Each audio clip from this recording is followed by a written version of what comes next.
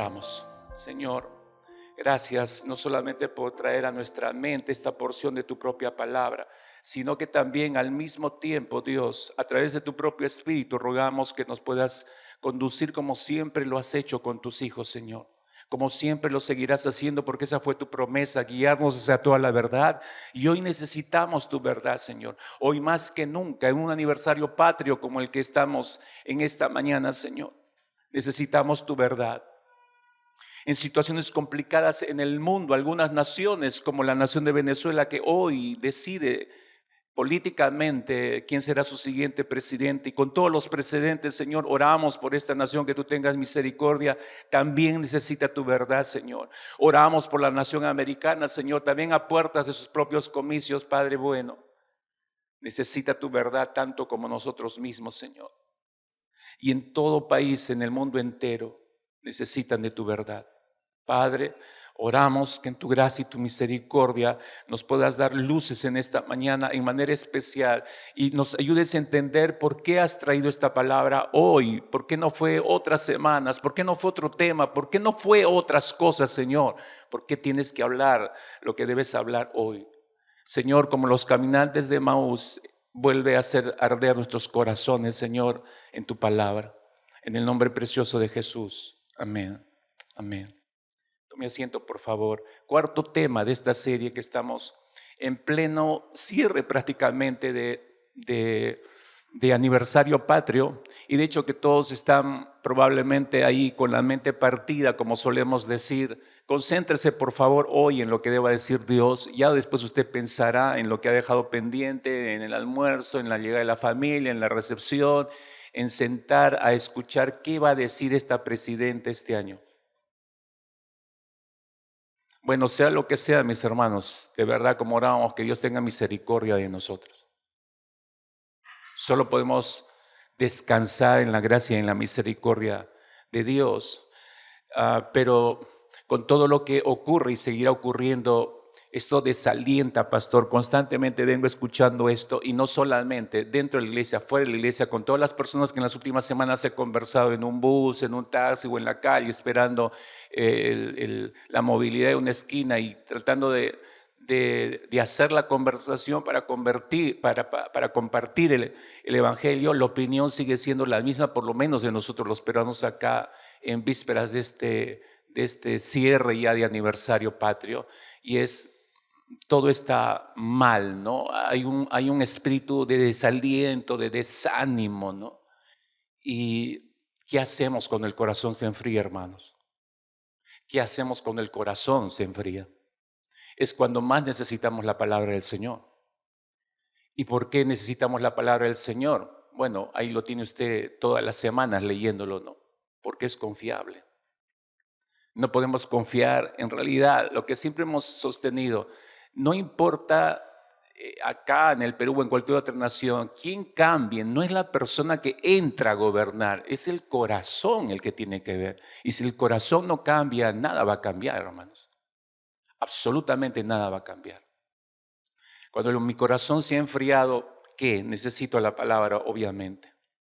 Hay frases que han quedado grabadas para la historia en el caso de los peruanos, y estos son algunos ejemplos que desde el colegio han quedado allí impresos en nuestras mentes y corazones, ¿no? La famosa frase de Alfonso Ugarte, ¿no? Arrojándose del morro de Arica con pabellón nacional en mano: antes muerto que ver mancillada la bandera peruana.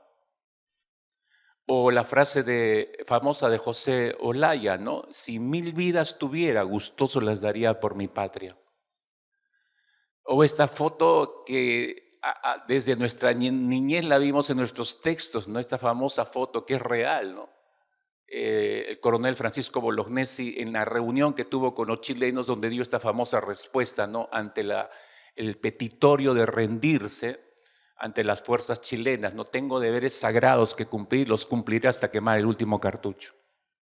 ¿Qué es lo que usted ve en común en estas tres frases muy patrióticas, diremos, y fuera de serie? Porque patriotas como estos no han vuelto a existir, hermanos.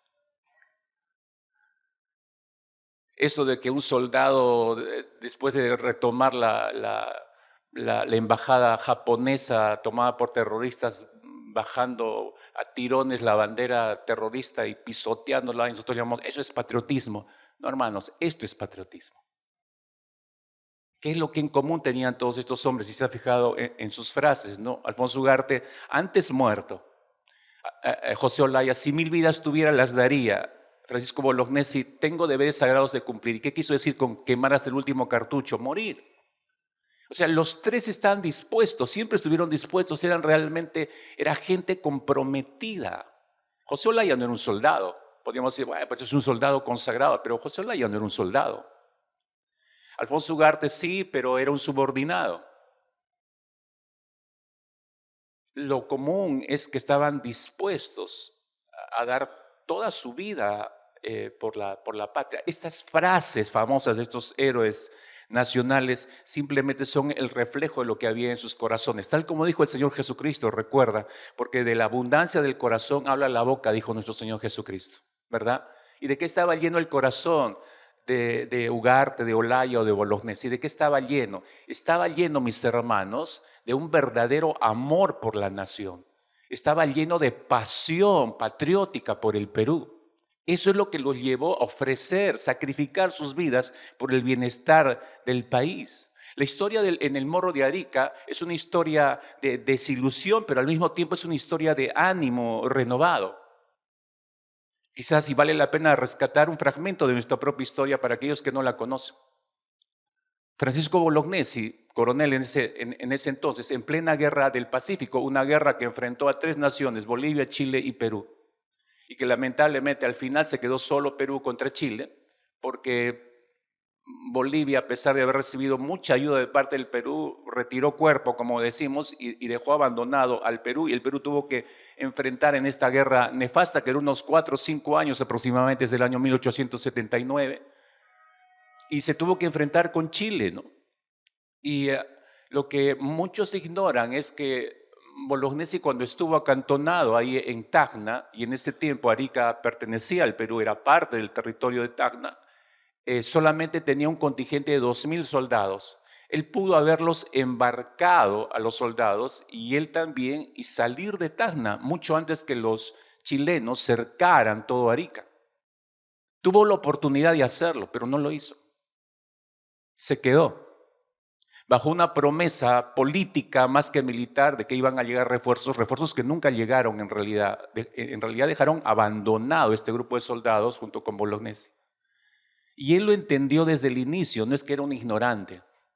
Bolognesi entendió lo que iba a enfrentar, pero estuvo dispuesto a enfrentarlo con 2000 soldados frente a un contingente chileno de más de 8000 soldados que cercaron Arica. Ellos sabían perfectamente, Bolognesi y todo su regimiento sabía que el ejército chileno los cuadruplicaba, hermanos.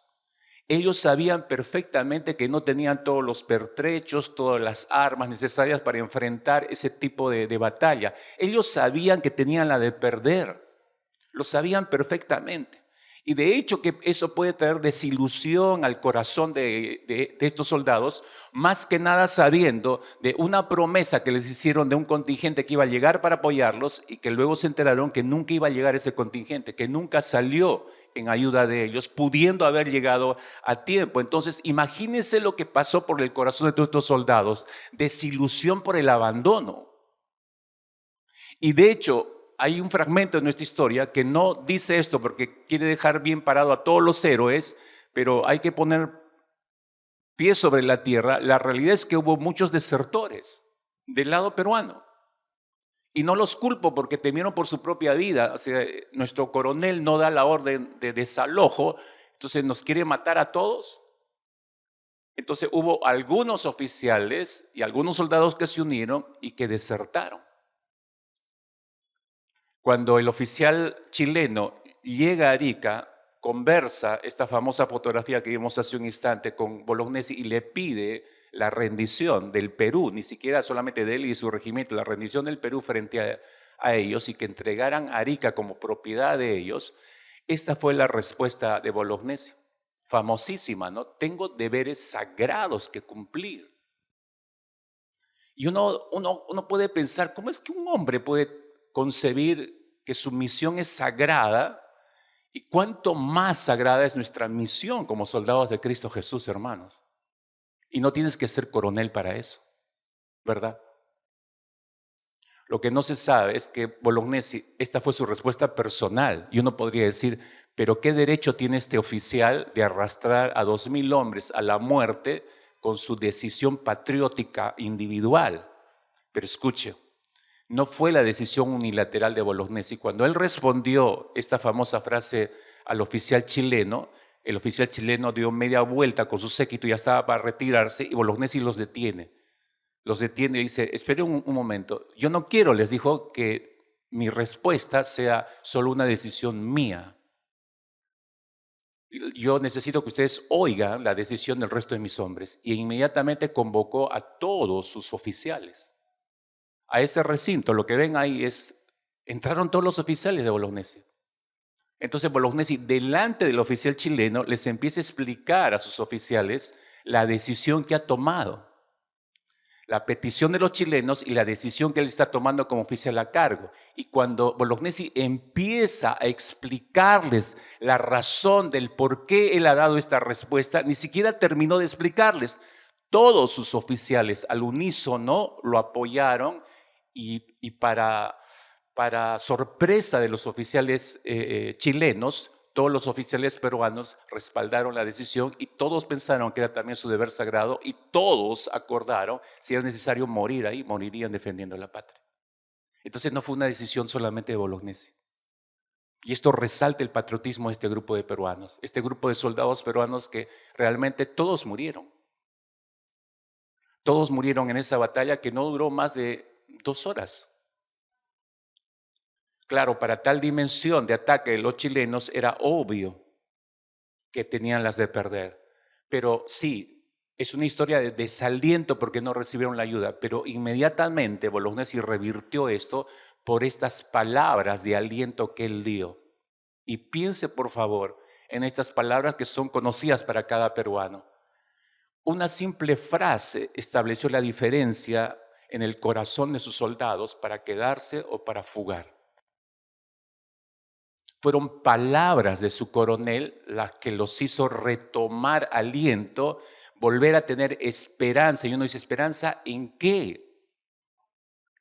Son héroes anónimos, 2000 nombres de soldados que usted nunca sabrá quiénes fueron en realidad.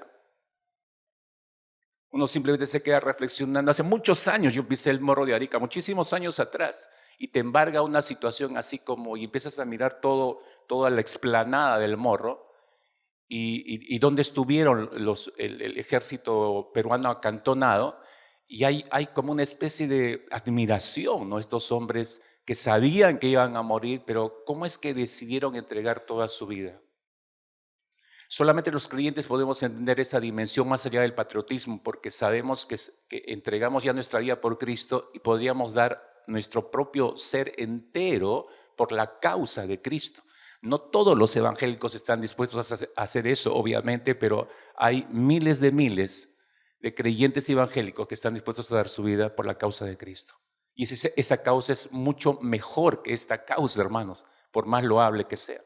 Pero una frase cambió la historia, una frase volvió a insuflar aliento, esperanza en el corazón de estos peruanos. Cuanto más las palabras del Señor Jesucristo pueden insuflar sobre nuestros corazones nueva vida y esperanza, mis hermanos. Una historia similar hace siglos atrás, antes de esta, en plena guerra del Pacífico, siglos antes, una historia similar se dio. Jesús el Mesías ha sido enjuiciado, declarado reo de muerte, crucificado, muerto sobre una cruz. ¿Cómo cree que se sintieron sus discípulos?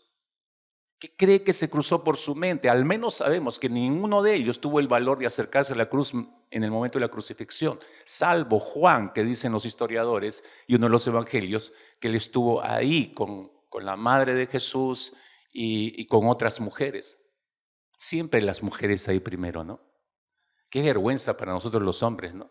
Pero ¿dónde estaban el resto de discípulos? Ni habidos. Entonces, por lo menos sabemos lo que ocurrió en el corazón de ellos. Jesús está crucificado, lo ven agonizar.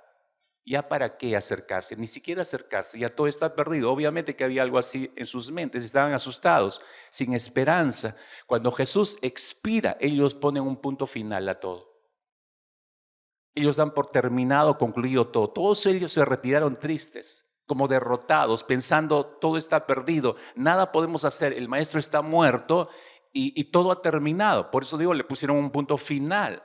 Su tristeza, escucha hermano, hermana, su tristeza, su vacío, su desilusión se fue apoderando cada vez más mientras iban pasando las horas y los días. El primer día, el segundo día, está muerto, está enterrado, ¿no?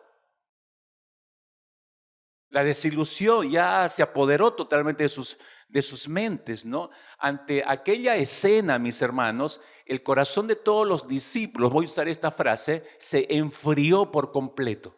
En un abrir y cerrar de ojos se enfrió por completo. Hielo por completo el corazón de los discípulos. Días antes, el corazón de esos mismos discípulos ardía en su interior de ver a Jesús predicar, de ver hacer milagros, de ver hacer proezas. Ellos mismos se admiraron de que ellos mismos empezaron a hacer lo mismo que Jesús.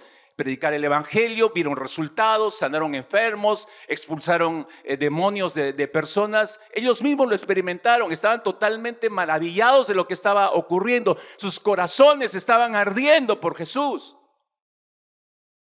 Pero una semana después, esos mismos corazones estaban absolutamente apagados, desilusionados y en la nevera, hielo, bajo 0 grados.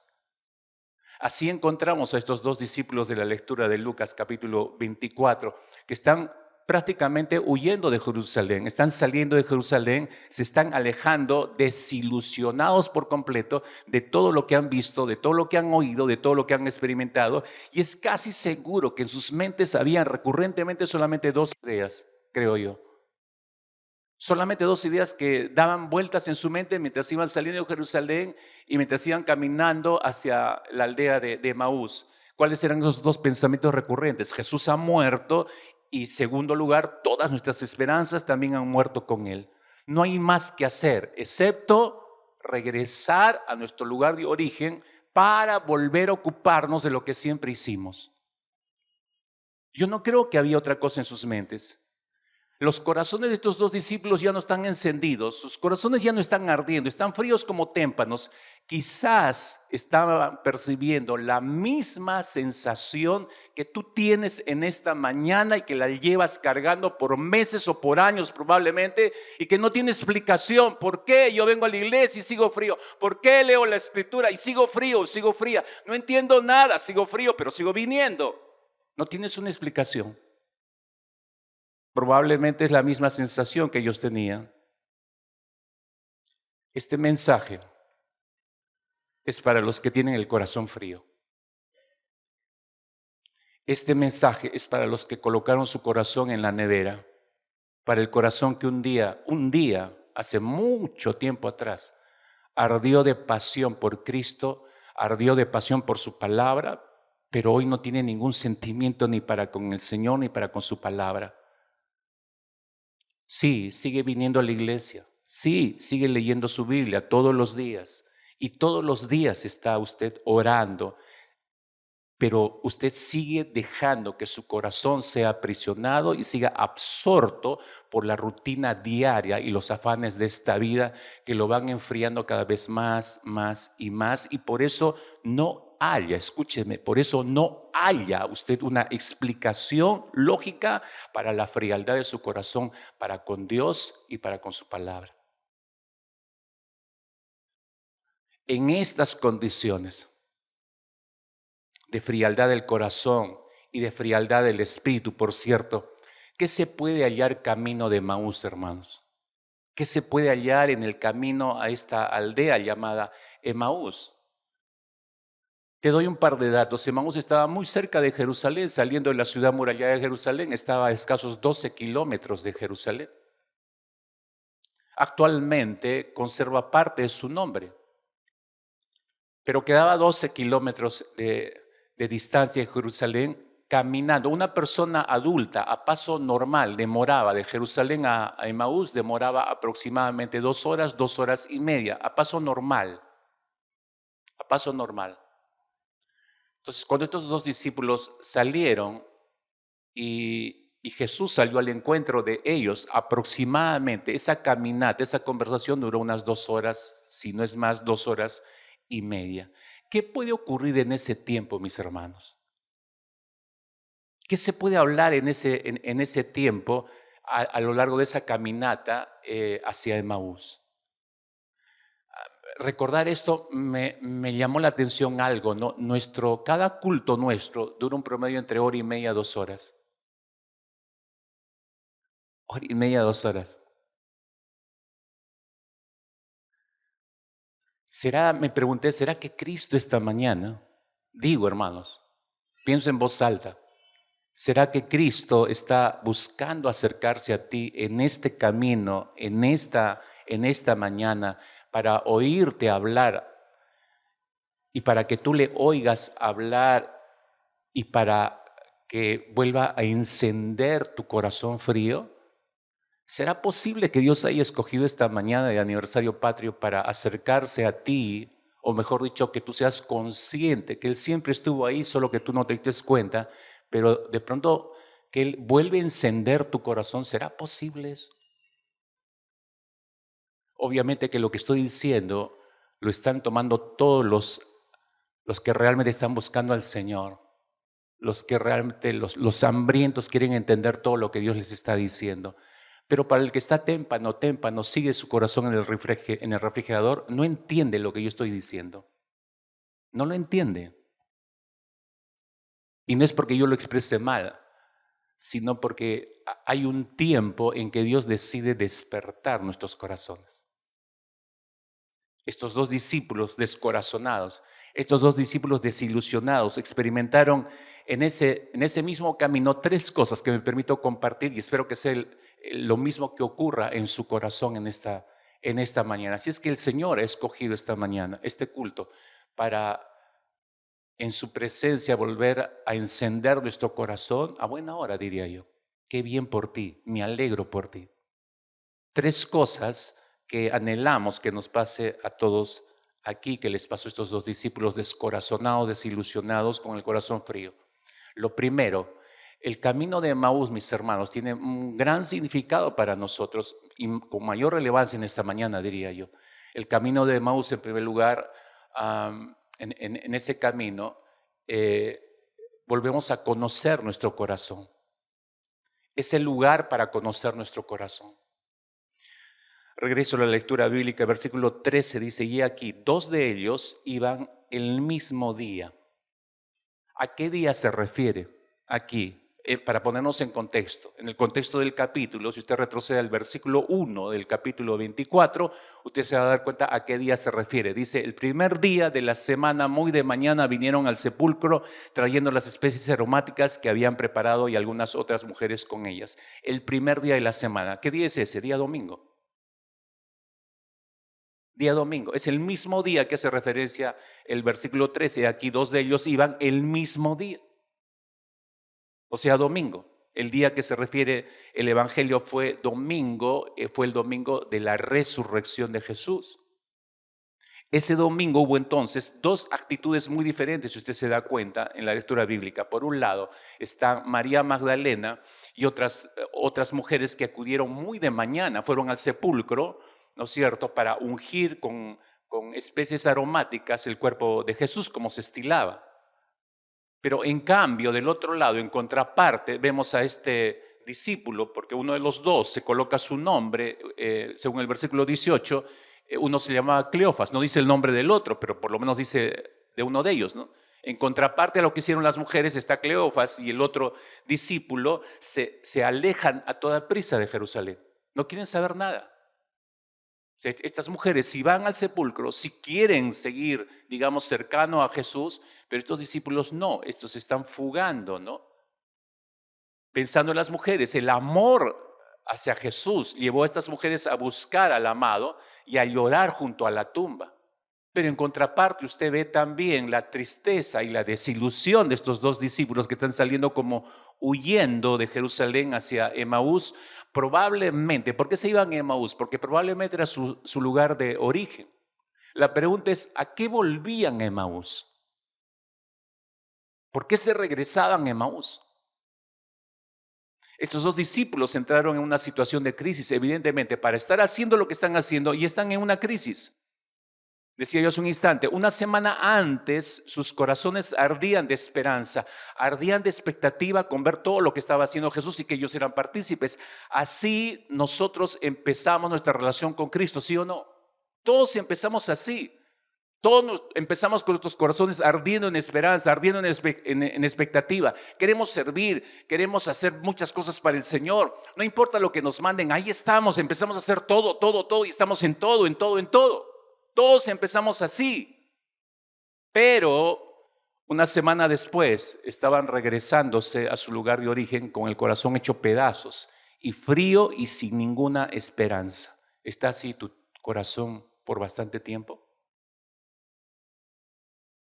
Ese es el estado de tu corazón hace mucho, mucho tiempo, solo que no lo admites. Estos dos discípulos no admitían la muerte de Jesús, no terminaban por aceptar esa realidad, no les cabía en la mente que el Mesías prometido tuviera esa manera tan horrible de sufrir y esa manera tan afrentosa de morir sobre una cruz. La muerte de Jesús terminó con las esperanzas de ellos y cuando la esperanza se pierde, hermanos, usted sabe mejor que yo, cuando la esperanza se pierde, entonces, ¿qué queda? Mueren todas las ilusiones. No nos queda nada, el corazón se nos viene abajo, el corazón a 0 grados desciende absolutamente congelado. De hecho, que has tenido que pasar esa experiencia, todos le hemos pasado en algún momento en nuestra relación con Cristo Jesús. Pero ¿por qué baja a 0? Porque yo supongo, siento, pienso cosas que van totalmente en sentido contrario a lo que dice la Escritura. Porque si yo me mantuviera en la Escritura, entonces mi corazón no se enfriaría. Y ya te estoy dando ahí la clave de cómo no se enfría un corazón. Una cosa muy urgente, y lo voy a decir en estos términos, mis hermanos, una cosa urgente que hay que hacer, si este es tu caso de frialdad, es tomar conciencia, escúchame, es tomar conciencia cuándo, dónde y cómo. Cuándo, dónde y cómo tu corazón entró por esa espiral de frialdad para con Dios y su palabra. ¿Cuándo, dónde, cómo? A veces nosotros no nos detenemos a pensar en esto. Necesitamos detenernos para escarbar cuándo, dónde y cómo se me enfrió el corazón. ¿Por qué es que he llegado a este punto de frialdad? Insisto, vengo a la iglesia, pero sigo tan frío como un témpano. Todos los días oro, pero sigo tan frío como un témpano. Abro la Biblia y la leo todos los días, pero estoy tan frío como un témpano. ¿Y qué te está haciendo este estado de frialdad? Te hace que vayas a cumplir todos tus deberes religiosos, pero no hay ningún afecto para con Dios, ningún afecto para con la palabra. Ahí te das cuenta que estás témpano. Cuando todo lo haces mecánicamente, cuando no se cruza ninguna emoción de encontrarte con el Señor, cuando no hay ninguna emoción para responder la palabra del Señor con una pasión obediente, estás hecho un témpano. ¿Cuándo ocurrió eso? ¿Dónde pasó? ¿Cómo es que ocurrió? El camino de los discípulos es ahora de regreso. El entusiasmo, la fe de estos discípulos se convirtió en un recuerdo triste. Y diría tal vez en un remordimiento por no haber permanecido con el Señor o por último por no haber muerto con el Señor. Según el versículo 14, Mateo 24 estamos, según el versículo 14 dice que iban hablando entre sí de todas aquellas cosas que habían acontecido. Cuando tu corazón está frío, escucha, cuando tu corazón está frío, ¿de qué hablas? Cuando tu corazón está frío para con el Señor, ¿de qué cosa hablas? No es difícil, hermano. Hablamos de las glorias pasadas, hablamos de las bendiciones pasadas, hablamos de las esperanzas pasadas. Todo es en pasado. No hay nada fresco que puedas comentar. No hay nada actual. Tú puedes estar evangelizando a una persona con el corazón frío solamente por tu conciencia de deber religioso y le hablas a esta persona de las glorias pasadas, de lo que tú has visto hacer al Señor. No le dices nada fresco, nada del hoy. Y ahí te das cuenta que tu corazón está en la nevera. Ahí te das cuenta que tu corazón está frío. Escúchame por favor, iglesia. Emaús no es solamente un lugar geográfico. sino también es una situación del corazón, es un estado del corazón. Cuando se acaba la fe, cuando se acaba la esperanza, solo queda, ¿qué cosa? Amargura, apatía, desesperación, ya que no alcanzamos el estándar de Dios, nos sentimos frustrados por eso. O sea, no estoy viviendo lo que Dios quiere que viva, por eso hablo de frustración. Y solamente, ¿qué percibimos? Sequedad y frialdad de corazón. Solo nos queda eso, nada más. El creyente se siente, hermanos. No estoy hablando de incrédulos, estoy hablando de creyentes que han entrado por esta vía y que están en este estado de frialdad de corazón. El creyente siente que se halla como en un callejón sin salida. Se siente como está en un hoyo negro, se siente como está en un pozo profundo. Y lo intenta describir de la siguiente manera. Uno dice, no sé qué me pasa, leo la Biblia, oro, pero no sé por qué lo olvido muy pronto. Otro dice, no entiendo por qué si siento, otro dice, no siento ninguna emoción ni buena ni mala para con la escritura, es decir, está en punto neutro. Otro dice, no entiendo por qué si yo siento amor por mis hijos, siento amor por mi auto, siento amor por mi trabajo, pero no entiendo por qué no siento amor por la palabra de Dios. Otro dice, no sé qué me pasa, pues vengo a la iglesia, hago mi devocional de manera regular, oro de manera regular, pero ¿por qué es que no siento ningún sentimiento profundo por ninguna de estas actividades? Otro dice, no sé por qué no siento un amor profundo por Cristo, no lo comprendo. Es que estos son los resultados de entrar, de colocar tu corazón, como decía, en la nevera. Déjame darte un poco de claridad en tus emociones y sentimientos. Si percibes todo esto que te acabo de describir, si tú lo has pensado de una u otra manera o con otros términos, si estás experimentando todo esto, te hallas caminando en el camino de Emaús. Estás transitando por el camino de Emaús.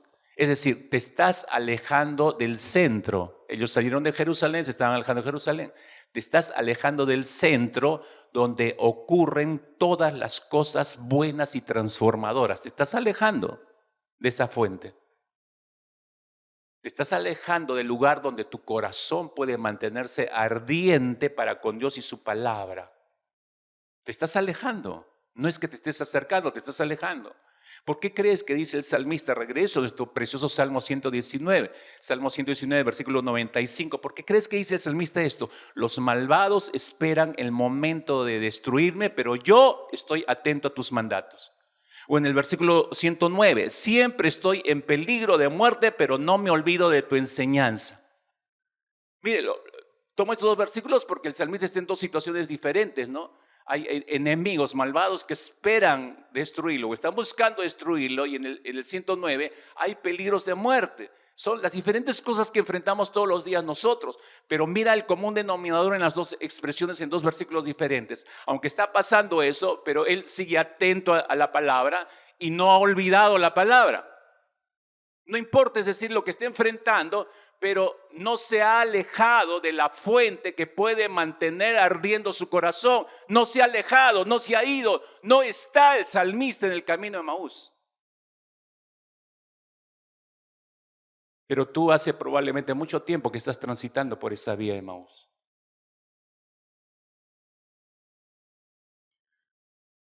Él sabe, el salmista, que no puede dejar, no puede apartarse de interaccionar con la palabra del Señor para que no se enfríe su corazón. Escúchame, y digo bien, no deja de interaccionar. No estoy hablando de solo leer la Biblia. O sea, no nos confundamos, hermanos. No es de que a partir de mañana ya voy a empezar a leer, voy a empezar a leer. No, es interaccionar. Es ahí donde entran a tallar las emociones. Yo voy con la expectativa. Antes de abrir mi Biblia ya estoy con expectativa. Eso es una emoción. Necesito, eso es una emoción. La abro, me emociona, oro, le pido al Espíritu Santo que me guíe. Ya estoy emocionado por lo que me va a decir el Señor. Hay emociones. Y voy leyendo y me emociono y me quiebro en algún momento. Si le pregunto, me responde la Escritura.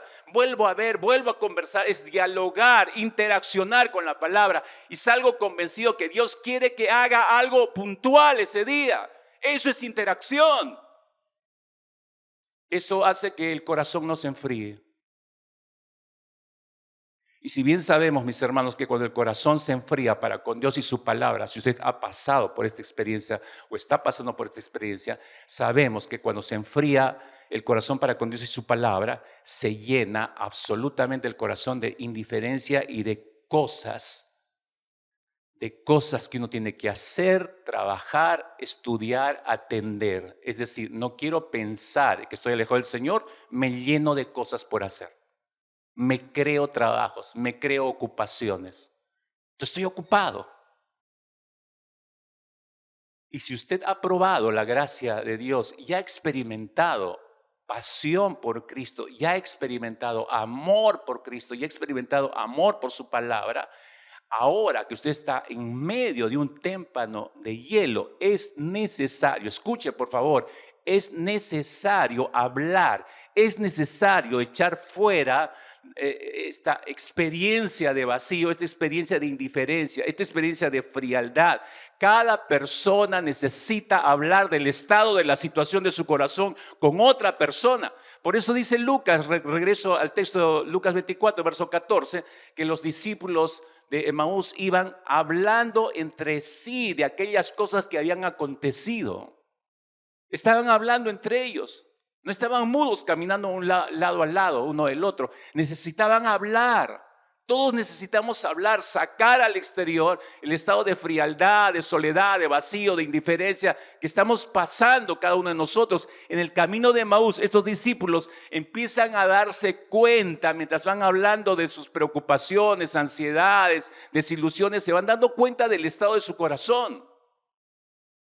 Porque es así, cuando tú empiezas a hablar con alguien, empiezas a decir cosas ya fuera de lugar, incluso te vas dando cuenta de pronto, ese es el estado de mi corazón, de la abundancia del corazón abra la boca. Necesitamos hablar acerca de esto. Entonces el camino a Emaús, mis hermanos, es el lugar donde podemos conocer nuestro corazón. Pero también en segundo lugar, el camino de Emaús es el lugar para reencontrarse con Jesús.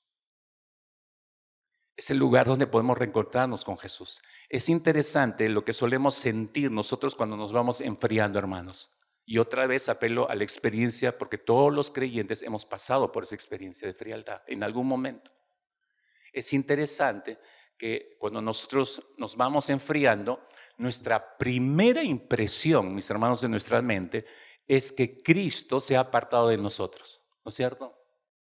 Yo creo que Cristo se ha apartado de mi vida y por eso no me oye y por eso no me responde.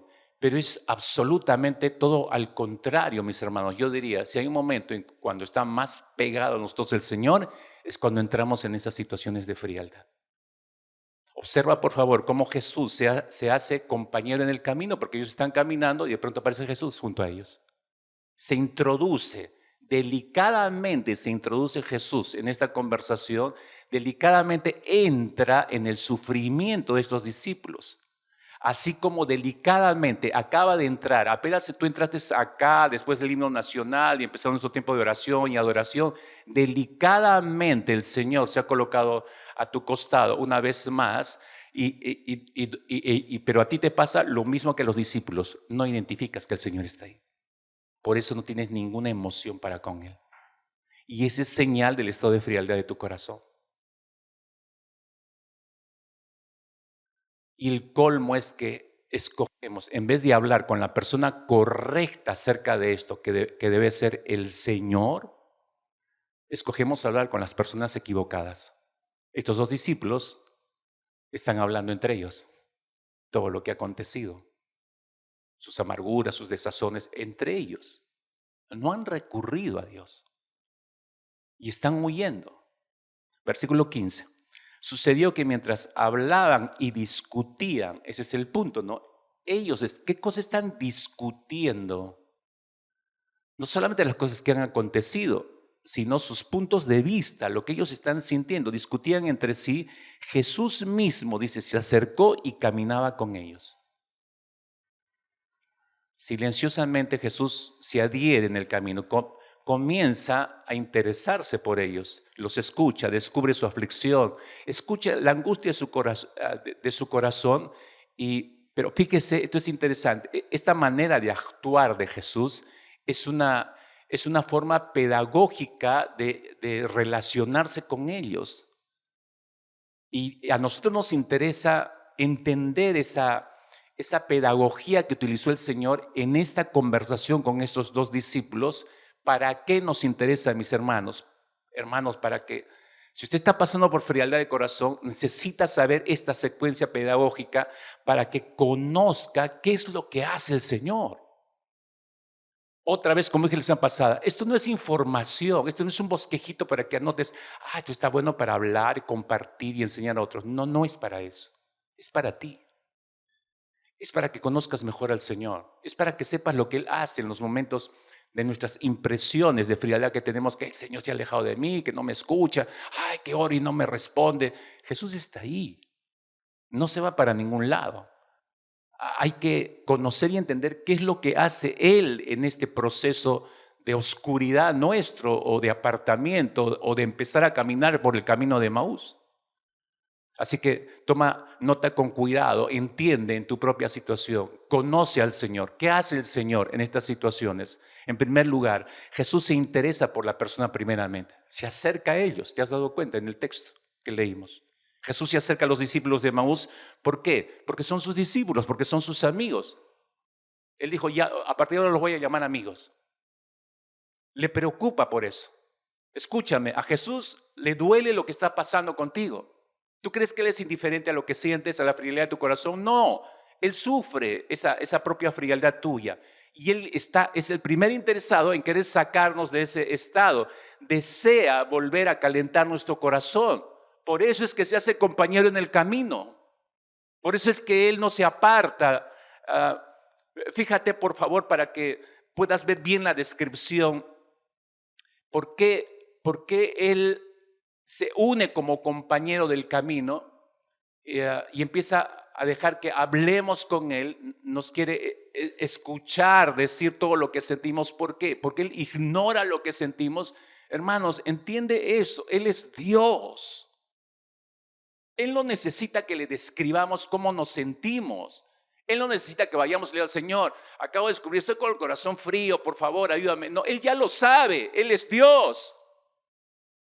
Entonces, ¿por qué quiere dejarnos hablar? ¿Por qué quiere que nos acerquemos y le digamos nuestro estado? No es por Él, es por nosotros, hermanos.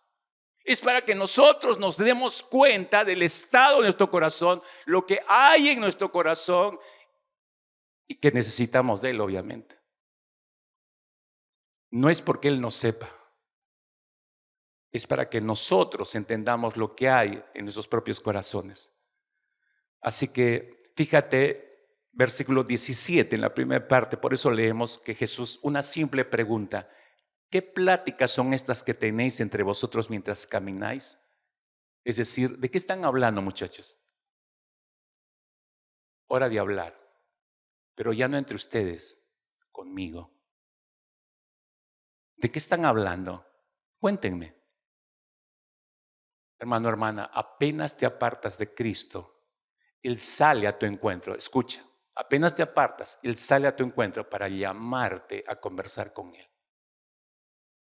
¿Qué crees que está haciendo en esta mañana? En segundo lugar, Cristo dio pie a que las personas expresen sus sentimientos. Lo primero que Jesús hace es dejar que los discípulos hablen. No es que Él llega, hey, muchachos, déjenme hablarles. Miren, ¿qué dice la palabra del Señor? Mira, acá hay un texto que te voy a mostrar para cuadrarte, ¿no? Para exhortarte. Nosotros hacemos eso. Mira, date cuenta de la pedagogía de Jesús. Jesús no hace eso, se pone al lado. ¿De qué hablan, muchachos? Hablen, ustedes primero. Cuéntenme. Una simple pregunta, ¿no? ¿Cuáles son sus luchas? ¿Cuáles son sus penas? ¿Cuáles son sus tristezas? No les eche encima la palabra de frente, hermanos. No los golpea con la palabra. Primero los oye. Primero se interesa por el corazón de ellos. Y para ellos usa una simple pregunta. Y en el mismo verso 17 te das cuenta de la segunda parte. Les dice, ¿por qué estáis tristes? Dígame. Otra vez. ¿Él no sabe? Por supuesto que lo sabe. Es para que yo me dé cuenta del estado de mi tristeza, para que admita, porque nosotros somos campeones, ¿no? Nos encontramos acá. Hermano, ¿cómo estás? Bien, más mentiroso. No estoy bien. Y tú sabes que no estás bien. ¿Por qué respondes que bien? ¿Qué voy a responder, pastor? Un creyente debe estar feliz y contento y nunca debe mostrar. ¿Quién dice? ¿De dónde sacaste eso, no?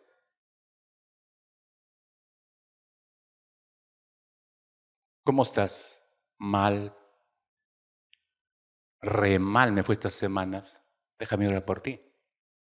¿Por qué quieres que ore por ti? Y tú empiezas a sacar, me siento así, me pasó esto, aquello.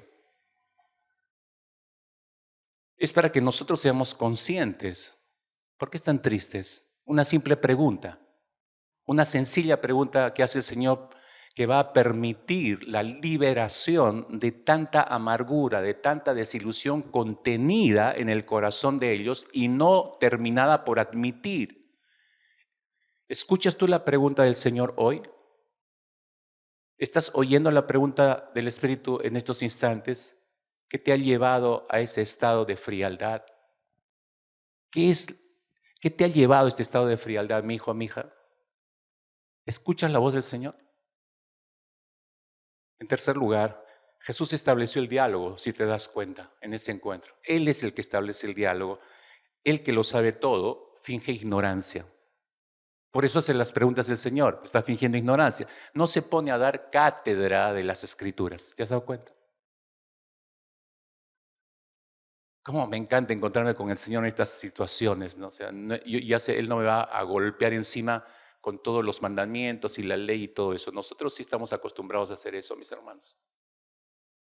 Pero Él no se pone a dar cátedra sobre la palabra ni sobre lo que ha sucedido y esto es una sarta de brutos, mira, yo les voy a ayudar a entender. No hace eso el Señor, sino que los deja a ellos primero que hablen, ¿no? Que hablen acerca de sus emociones, cómo se sienten, qué piensan, que hablen acerca de sus esperanzas, que hablen acerca de sus desilusiones, acerca de todo lo que han experimentado ahí en Jerusalén. Versículo 19, ¿qué cosa le dice el Señor? ¿De qué están hablando? ¿Qué no te has enterado? ¿Qué cosa? Es decir, ¿qué pasó? ¿Qué cosas ha pasado? ¿Qué cosas han pasado? Usted les pregunta. Entonces ellos, si te das cuenta, a partir del versículo 19, ellos empiezan a hablar y le hablan de cómo malograron la vida de su profeta preferido. De cómo es que lo llevaron hasta la cruz, cómo es que lo condenaron, lo maltrataron, lo mataron sobre una cruz en medio de mucho odio, en medio de persecución, y no pararon hasta verlo clavado sobre aquella cruz. Entonces, desde lo profundo de su desilusión, de lo profundo del dolor de todo lo que han vivido, los discípulos le declaran al Señor, ¿no? Versículo 21. Nosotros esperábamos que Él era el que había de redimir a Israel y ahora, además de todo esto, hoy es ya el tercer día que esto ha acontecido. Es decir, está muerto, no hay más que hacer. Eso es lo que le están diciendo.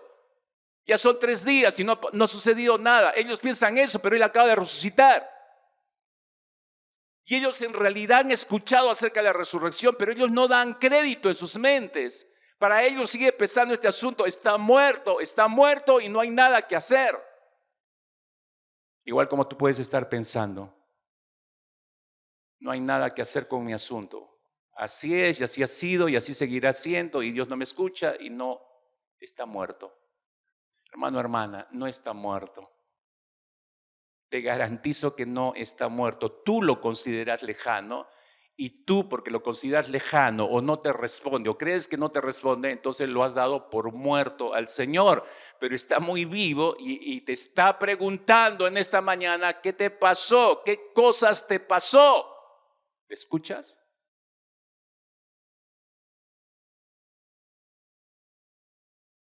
Seguidamente el Señor lo que hace es mantener el sentido de la realidad en cuarto lugar. Él mantuvo el sentido de la realidad. No espiritualizó las cosas, ¿no? Como también nosotros solemos hacerlo, ¿no? Jesús deja que sus discípulos enfrenten la dura realidad que están viviendo. No pone ningún paliativo a sus penas. Si te has dado cuenta en el relato, los que conocen bien este relato, no los consuela, no mitiga su dolor, no los abraza, no les dice, ay, pobrecitos. No, te das cuenta que no hace nada de eso el Señor. Solamente los acompaña y los escucha. Camina al lado de ellos, solo los escucha, les hace un par de preguntas y solo los escucha.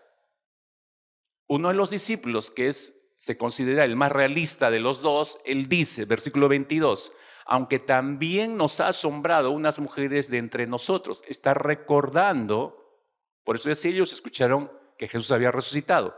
Aunque también nos ha asombrado unas mujeres de entre nosotros que han venido y dicen que han ido a ver al sepulcro y no lo han visto al Señor, y unos ángeles les han dicho que ha resucitado.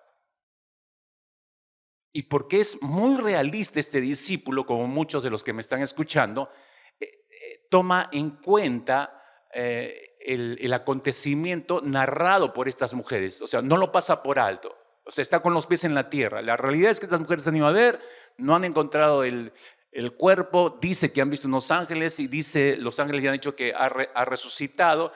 Para estos discípulos, te das cuenta, ni siquiera ese testimonio había encendido su corazón. ¿Te das cuenta de eso? Porque están huyendo de Jerusalén igual. Ni siquiera eso los entusiasmó. Miran a qué punto de frialdad está el corazón de ellos. Igual que algunos de los que están escuchándome, domingo tras domingo escuchas la palabra. ¿Enciende tu corazón acaso eso? Wow, ¿a qué punto de frialdad puede estar tu corazón? ¿A qué grado de frialdad puede estar tu corazón? Y eso es peligrosísimo, por cierto. Esta es la realidad para ellos. Jesús está muerto y punto, dicen. Esta es la realidad. Y yo te pregunto ahora, ¿cuál es tu realidad? ¿Cuál es tu realidad? Algunos probablemente me responderán, no tengo tiempo y punto, pues. Otro quizás me dirá, u otra me dirá, primero son mis negocios, primero son mis estudios, primero son mis hijos, primero es mi casa y punto. Otro probablemente me dirá, necesito ocuparme primero de mi vida y punto. Otro me dirá, otra me dirá, la verdad es que no tengo tiempo ni para ti, Señor, ni para nadie y punto. Y aquí está la respuesta del Señor. Si te das cuenta, versículo 25, oh insensatos, dice el Señor. Oh insensatos, tardos para darse cuenta, tardos para oír. ¿No te das cuenta que yo estoy aquí caminando lado a lado contigo? ¿No te das cuenta que yo nunca me fui? ¿No te das cuenta cuánto te has alejado? ¿No te das cuenta que estás bien lejos del lugar o de la fuente principal donde todas tus necesidades e inquietudes pueden ser saciadas? ¿No te das cuenta de cuánto te has alejado? No soy yo el que me fui, fuiste tú el que te fuiste. Pero igual te seguí, igual te alcancé, igual te estoy oyendo, igual te estoy preguntando, igual me intereso por tu corazón, igual te sigo amando.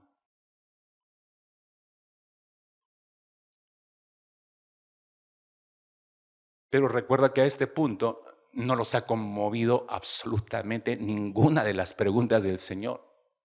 Ellos siguen abismados en sus emociones de vacío y de indiferencia. Pero en quinto lugar, el Señor abre el panorama de su entendimiento. ¿Te das cuenta que esto es un paso a paso? El Señor no está apurado para hacer eso. Tiene 2 horas de camino donde va haciendo todo esto, ¿no? Tiene 1:30, casi 2 horas de culto para hacer esto contigo. Si le escuchas, habrán los mismos resultados. Abre el panorama del entendimiento de sus 2 discípulos. Cuando los 2 discípulos vacían todo su corazón, echan todas sus emociones fuera, describen todo lo que están pensando, sintiendo, ¿no? Todas sus penas, desilusiones, desesperanzas, dudas, inquietudes, no frialdad, ¿no? Que está llenando su corazón. Jesús entonces comienza a hablarles de otra realidad. Ya, esta es su realidad y punto. Ok, déjenme describirles otra realidad que va más allá de su comprensión. Recién empieza ahí el Señor para moverlos de su estado de frialdad al fuego de la Escritura, si te das cuenta. ¿Me están oyendo, iglesia? Los mueve de su estado de frialdad, los mueve al fuego de la palabra. Y así vean ellos más allá de los acontecimientos que están pasando. Es cierto, Jesús no niega. Sí, pasó todo lo que me han dicho, pero hay cosas mucho más relevantes detrás. Ustedes solamente se están basando en lo que acaban de ver y les ha hecho sufrir, doler. Obviamente, ¿no? Eso es real. Pero hay cosas mucho más relevantes detrás de todo esto. Esos en son de reproche, fíjate lo que les dice el Señor, versículos 25 y 26. Qué poco entienden, voy a leerle una versión diferente. Qué poco entienden ustedes. Qué lentos son sus corazones para creer todo lo que anunciaron los profetas. ¿No tenía que ser así y que el Mesías padeciese para entrar en su gloria? ¿Acaso no dice eso la Escritura? Lo que pasa como no lees los profetas menores y están pegaditas las hojas de tu Biblia. Lo que pasa porque no lees los profetas antiguos testamentarios porque nunca te interesa. Por eso no puedes ver las cosas claramente. Lo que pasa es que no vienes a un estudio inductivo cuando hacen publicidad en la iglesia porque no te interesa, no tienes ningún afecto por la palabra. Me parece que está exagerando, pastor, y me está mandando una indirecta. Te la estoy diciendo directo, hermano. Cientos de veces he mencionado la importancia de estudiar la palabra. Ya deja de hacerte el autosuficiente que yo ya sé, ya llevé todos los cursos. Tengo 50 años en la iglesia. Está bien, pues. Pero eso te hace sabio en automático. Es decir, lo que Jesús les está diciendo con este reproche, una cosa es lo que tus ojos ven. Mira, lo que Jesús le está diciendo esto, una cosa es lo que sus ojos han visto, una cosa es lo que siente su corazón, pero otra cosa diferente es lo que dice mi palabra y lo que siente mi corazón. Es totalmente distinto a lo que ustedes están percibiendo. Por eso se nos enfría el corazón, mis hermanos. Porque creemos, escúchame, porque creemos lo que pensamos. Ya hablamos de nuestra mente que hay que cuestionarla, ¿no? Creemos lo que pensamos y seguimos lo que sentimos en lugar de creerle a Dios. Ese es nuestro gran problema. Entonces Jesús les abre el panorama. Pero en sexto lugar, atrae su mente, entonces cuando les abre el panorama, atrae su mente hacia la palabra a partir de su experiencia de ellos. Miren, estamos en un sexto paso de Jesús. El abrirles la escritura no es en el primer paso. Por eso yo decía, no de arranque los golpea con la escritura. No. Hay un proceso que Él sigue, ¿no? Qué bueno que es el Señor. Eso muestra su paciencia para con nosotros, ¿no? Entonces, atrae su mente hacia la palabra a partir de su experiencia. Jesús comienza su enseñanza a partir de lo que los discípulos han vivido, a partir de lo que ellos conocen y han experimentado. Mis hermanos, los momentos amargos de ver morir a Jesús, al parecer tan absurdos para ellos, que no lo terminan por entender, ¿no? Pero que tienen una explicación desde la perspectiva de Dios. Para ellos no hay explicación, pero desde la perspectiva de Dios sí hay una explicación porque hay un plan de Dios que se está llevando a cabo. Y es lo que ellos no logran ver ni entender. Es lo que nosotros no logramos ver y entender, a pesar de tener la compilación de los 66 libros de la Escritura en nuestras manos ahora. No entendemos un montón de cosas porque no conectamos nuestra vida con la Escritura. Y por eso no tienen lógica para nosotros. Pero todo está ajustado al plan de Dios. Fíjate, por favor, hay tantas cosas que Dios hace en nuestras vidas, hermanos, que a nosotros nos parece absurdas. Nos da la impresión, y eso enfría nuestros corazones, curiosamente, ¿no? Jesús les descubre el nexo oculto que hay. Lo que ellos no pueden ver, les revela el nexo entre la profecía mesiánica y el cumplimiento de esa profecía. Les revela y les muestra el plan de Dios y las acciones de los hombres que no van a la par, pero que están conectadas y necesarias para que se dé cumplimiento a las profecías. Es lo que ellos no ven la conexión, no ven la relación. Y Jesús les empieza a explicar que sí hay una relación. Entonces, por eso dice el verso 27, les interpretó lo que se decía de él en todas las escrituras, comenzando por Moisés y siguiendo por los profetas. Por eso es que hace toda esa explicación Jesús. ¿Qué está haciendo? Solo les recuerda, es como si estuviera mentalmente leyéndoles la Biblia. No, está interpretando los hechos, está conectando, está haciendo los puentes para que en la mente lógica de estos dos discípulos puedan ver la relación entre lo que ha ocurrido y el plan de Dios, entre las acciones de los hombres y el cumplimiento de las profecías mesiánicas. Y recién lo empiezan a ver ellos, recién empiezan a comprender. Esta revelación de Jesús a las mentes de estos discípulos hace que la letra de la Escritura se convierta en vida para ellos y que ella misma, la palabra por sí misma, vuelva a encender el corazón de los discípulos. Entonces no es solo un recordatorio, no es solo una explicación, no es solo una interpretación del Señor. Es la palabra viva de Dios que produce algo en nuestros corazones. Y Jesús está haciendo ese recuento para volver a encender de fuego el corazón de los discípulos. Llegado a ese punto, ya atraída su mente, porque ya capturó la mente de ellos. Y ahorita vas a leer lo que estaba ocurriendo en su interior. En ese instante no lo dicen ellos, no lo admiten. Después lo admiten. Pero en séptimo lugar, provoca el Señor el deseo de seguir oyéndolo. Provoca el deseo de seguir oyéndolo. Cuando dejamos que la palabra, mis hermanos, ilumine toda nuestra mente, entonces queremos conocer más de Él.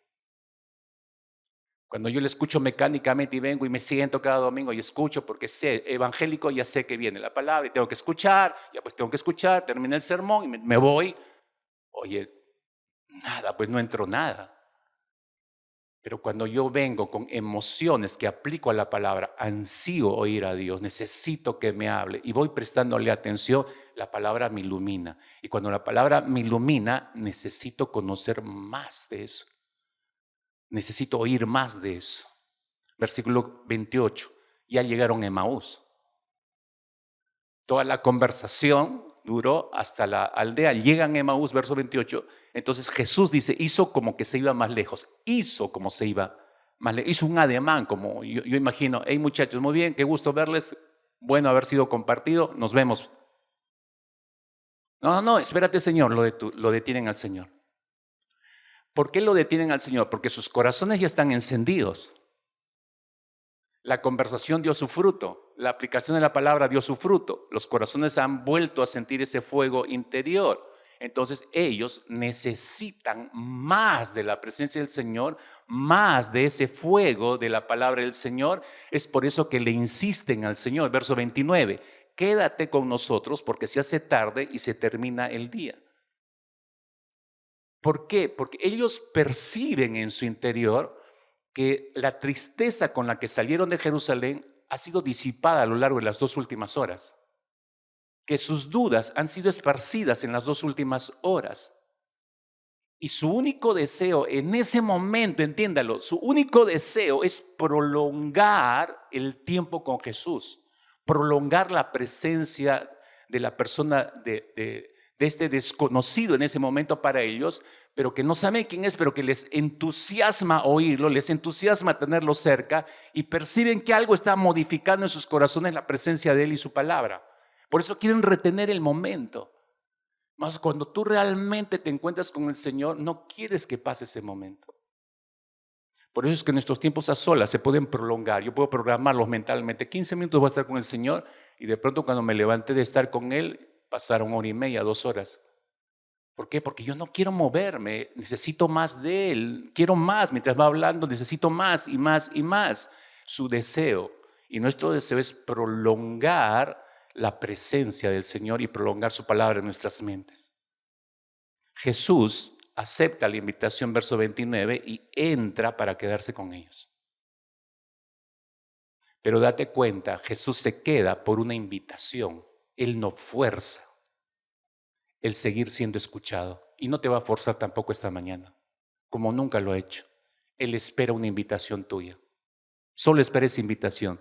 Esto es lo que has perdido, mi hermano, mi hermana, y necesitas recuperar los tiempos diarios a solas con el Señor, por más redundante que suene esto o por más familiar que te resulte esto, pero esto es lo que has perdido precisamente. Has perdido el gozo, la dicha de esos momentos a solas y el deseo de prolongar el tiempo para oírle al Señor o quedarte con Él más tiempo. Has perdido eso. Y hasta que no lo admitas, no hay vuelta atrás. El corazón seguirá frío. Eso nos lleva a nuestro último punto. El camino de Maús es el lugar donde se vuelve a calentar el corazón. Definitivamente es el lugar donde se vuelve a calentar el corazón. Esta petición de los discípulos de quédate, Señor, encuentra eco en el peregrino extraño para ellos. En ese instante que los acompaña, entra, como decíamos, y se queda con ellos. Invitar a alguien a su casa, tú sabes que es algo muy delicado y más en estos tiempos aún, ¿no? Es un signo de confianza, es un signo de cariño, de afecto, de amistad, sobre todo si se prolonga a través de la comida. Porque una cosa es que invites a alguien a que entre a tu casa y otra cosa es que lo hagas sentar en tu mesa. Compartir el alimento, mis hermanos, espero que estés de acuerdo con esto, ¿no? Compartir el alimento es mucho más que compartir comida, es compartir intimidad en realidad. El alimento sabe mejor cuando está sazonado con la presencia de personas que uno quiere. En ese caso, no es tan importante lo que se come, sino con quién se come. No importa lo que te sirvas, lo importante es con quién estás sirviéndote, con quién estás comiendo, a quién invitaste a tu mesa, eso es lo importante. Entonces dice el texto que mientras estaba en la mesa el Señor con ellos, tomó el pan, pronunció la bendición, lo partió y lo dio. Hermanos, y tú sabes perfectamente si has leído los evangelios, esta no es la primera vez que hace Jesús esto, lo hizo varias veces en la presencia de los 11 discípulos o los 12 o en público. ¿Recuerdas? Cuando alimentó a los 5,000, levantó el pan, bendijo el pan, lo partió y lo dio. En 2 oportunidades hizo eso. Estos 2 discípulos tuvieron que haberlo visto. Tuvieron que haber oído lo que ocurrió en la última cena, porque estos 2 discípulos no son del círculo de los 12. Pero oyeron lo que Jesús hizo y lo vuelven a ver sentado frente a ellos en la mesa en su propia casa. Nuevamente lo ven a Jesús tomar el pan, bendecirlo y partirlo y dárselo a ellos. En ese instante, fíjate en el versículo 31, en ese instante, dice, en ese momento se les abrieron los ojos. Se les abrieron, no es que ellos abrieron por sí mismos, no es que ellos se dieron cuenta, no, ese se les abrieron, es que alguien exterior a ellos les abrió los ojos. Eso yo me refería hace un instante cuando dije, Dios no fuerza, hay un tiempo. Hay cosas que tú no estás entendiendo, que yo estoy hablando de manera tan sencilla, pero no las comprendes porque el Señor no ha abierto tu mente. Pero yo quiero que me la abra, entonces pídele pues. ¿Por qué no lo buscas? ¿Por qué no llamas para que eso ocurra? ¿Acaso el Señor no dijo eso? Al que llama se le va a abrir. En ese momento se les abrieron los ojos y le reconocieron, pero él, fíjate lo que ocurrió, pero él desapareció. Hermanos, esto es mejor que ver una película de Steven Spielberg. Estas son cosas reales. Así, imagínense, los están comiendo ahí, se sientan y oran y parte el Señor el pan y le da y ellos se miraron, es el Señor y ¡pum! El Señor desapareció. Ya, ¿se dan cuenta de la cara que habrán quedado? La pregunta es, ¿qué hicieron en el lapso? Estamos en el versículo 31, si te fijas. ¿Qué hicieron en el lapso de tiempo en que el Señor desaparece y el momento en que ellos se levantan para regresar a Jerusalén? Porque eso dice el versículo siguiente. ¿Qué hicieron? Fíjate, dice claramente el versículo, estoy en el versículo 31, 32, y se decían el uno al otro. ¿Qué es eso? Se decían el uno al otro, no ardía nuestro corazón. ¿Qué están haciendo? Están meditando. No tengo tiempo para hablar de esto. La próxima semana lo haré, pero adelanto esto. Ellos empiezan a meditar en las palabras de Jesús y admiten, aquí recién podemos leer, admiten lo que ocurrió en el camino mientras Jesús les abría la escritura. No ardía nuestro corazón, es decir, mientras el Señor les iba mostrando la escritura, se iba encendiendo el fuego en sus corazones. ¿No es maravilloso eso, hermanos? Yo espero que la última media hora tu corazón haya empezado a encenderse otra vez. He orado para que eso ocurra, hermanos. He pedido al Señor para que eso ocurra en tu corazón. Ellos empiezan a meditar y luego dice el verso 33, y levantándose en la misma hora, tienen un tiempo de meditación y reflexión. Se levantan rápidamente ¿de dónde? De la mesa y tenemos que regresar a Jerusalén lo más antes posible y echan nuevamente el camino de retorno a Jerusalén. ¿Qué creen que hablaron en el camino? Oye, ¿qué hablará la presidenta hoy día, no? Seguro que va a hablar de la suba de sueldos. Fijo, es eso y eso. Tonterías, hermanos. ¿Quién habrá ganado allá en Venezuela? Maduro, fijo, es eso.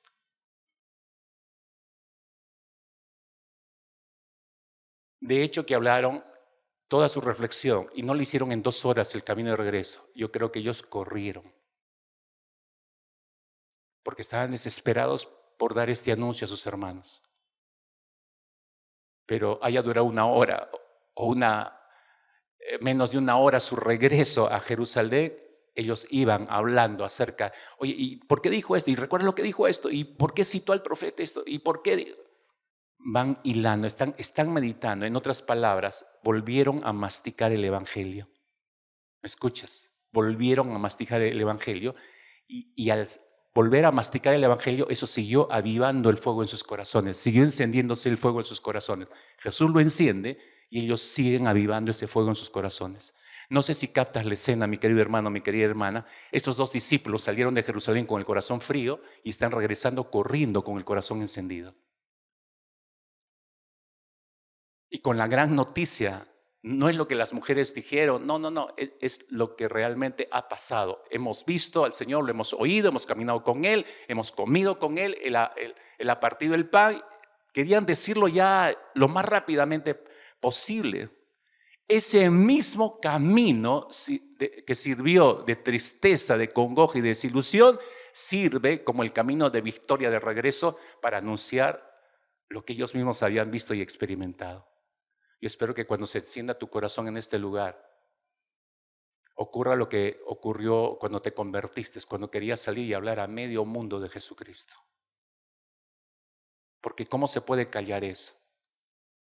Sus corazones estaban como témpano, hecho hielo, pero vuelven con el corazón absolutamente encendido. Escucha y piensa, por favor, en lo que voy a decirte a continuación. Es posible, mis hermanos, lo voy a dar como una posibilidad ya. Es posible que estés manejando el episodio de frialdad de tu corazón como los discípulos de Maús al principio. Estás solamente decidiendo seguir haciendo lo que siempre hiciste antes de que Jesús llegara a tu vida. Es posible que lo estés manejando así. No hay nada que hacer, regreso a hacer lo que siempre he hecho o sigo haciendo lo que siempre hice. Pero ¿cómo puedes pensar en eso? Digo yo, cuando Cristo entró en nuestras vidas se supone que todas las cosas cambiaron. Entonces, cuando se supone que todas estas cosas deberían tener otro sentido, otro propósito, ¿no se supone que todo lo que hagamos debe ser para la gloria del Señor? ¿No se supone que todo lo que hagamos debe estar conectado con la palabra, siempre conectarlo con la palabra? ¿Por qué es que ya no lo hacemos? Esas son las señales de frialdad, mis queridos hermanos, ¿no? En nuestros corazones. Estos discípulos no hicieron absolutamente nada, escucha, no hicieron absolutamente nada, todo lo hizo el Señor. Si te das cuenta, lo resumo en el siguiente cuadro. Jesús sale al encuentro de ellos en el camino, Él es el que les declara la Escritura, Él es el que produce a través de su palabra en sus corazones, que sus corazones puedan ser encendidos, Él les revela quién es Él, se muestra como el Cristo resucitado. Jesús lo hizo todo. Ellos simplemente fueron espectadores, oidores, pero todo eso encendió sus corazones. Ya no están en la frialdad de la rutina, ya no están en la frialdad de la religión, ya no están en la frialdad de la desilusión, ahora están. ¿Te has dado cuenta de la conexión final, hermanos? Cuando tu corazón está apagado, ni interés de anunciar el Evangelio. Cuando tu corazón es encendido, te das cuenta de esa relación. Ellos corrieron a anunciar, el versículo 35, que realmente esto está ocurriendo. Él ha resucitado, Jesús está vivo. Vuelven a creer el Evangelio y vuelven a proclamarlo. Nuestras indiferencias para el evangelismo es el resultado de la frialdad de nuestro corazón. Por eso es que no compartimos, por eso es que no evangelizamos a nadie, porque estamos fríos. No es que, ay, pastor, falta una campaña evangelística, que falte esto. No, falta que tú busques al Señor en el camino de Maús, dejas que Él enciende el fuego en tu corazón. Entonces, de por sí, vas a ser el testigo que siempre debiste haber sido. ¿Te das cuenta de la diferencia? Qué maravilloso es el Señor a través de su palabra, mis hermanos. ¿Es confiable o no la palabra? Tiene el poder para hacer eso. Y espero que haya vuelto a encender el fuego en tu corazón si estabas como los discípulos de Maús. por lo menos tengo la esperanza de que hayas entrado en el proceso de recalentamiento de tu corazón. Oramos. Padre y Señor nuestro, descansamos en tu gracia, descansamos en lo que tú nos has mostrado esta mañana, Señor. Es realmente maravillosa la forma en que tú tienes de operar con nosotros. Qué paciencia la tuya, Señor, qué pedagogía la tuya. Señor, gracias realmente, porque al ser confrontados, cuánto más ahora nos sentimos como estos discípulos. Pero Señor, en la esperanza de que no seamos discípulos, que estamos alejándonos del centro donde ocurre todas las bendiciones sobre nuestra vida, que eres tú, sino que estemos algunos reflexionando seriamente en retornar, otros ya en camino de retorno, u otros que probablemente en esta mañana, en la última hora y media, han corrido como estos discípulos y están nuevamente metidos dentro de tu corazón, Señor, encendidos nuevamente. Te doy gracias, Padre, porque eres no solo un Dios tan real, sino porque sabes lo que están pasando en nuestros corazones, entiendes lo que estamos viviendo, pero nos permites hablar contigo, nos llamas a hablar contigo, Señor. Nos oyes y operas el cambio y la transformación que necesitamos, porque tú ves la medida exacta de lo que requiere nuestro ser interior. Gracias, Padre bueno, en el nombre precioso de nuestro Señor Jesucristo. Amén.